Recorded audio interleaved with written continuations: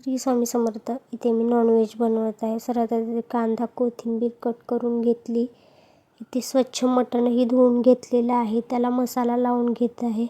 थोडीशी चिमटभर हळद, गरम मसाला आणि 2 चमचे आलं लसूण पेस्ट सगळं मिक्स करून घेतलं. सगळा मसाला एकत्र करून लावून घेतल्यानंतर सगळा मसाला 10 मिनटं मुरू द्यायचा. नंतर गॅसवर कुकर ठेवून त्यामध्ये थोडंसं तेल टाकून घेतलं. तेल थोडं गरम झाल्यानंतर त्यात कांदा छान परतवून घेतला. लगेच टोमॅटोही टाकून घेतला. तोही छान तेल सुटेपर्यंत भाजून त्यामध्ये मटण सोडलं. मटण टाकल्यानंतर त्यावर थोडीशी कोथिंबीर टाकून जो घरात मसाला असेल तो टाकून घ्यायचा. नंतर कुकरचं झाकण लावून 1 शिट्टी काढून घ्यायची. कुकरची 1 शिट्टी होईपर्यंत खोबऱ्याचं वाटण करून घ्यायचं. खूप बारीक नाही करायचं, मोठंच खोबरं ठेवायचं. लगेचच कुकरचं झाकण काढायचं. लगेचच ओलं खोबरं टाकून थोडीशी चवीनुसार चटणीही टाकून घ्यायची.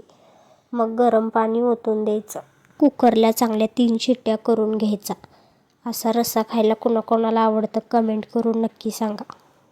हेच व्हिडिओ सेंड करते. चलो बाय.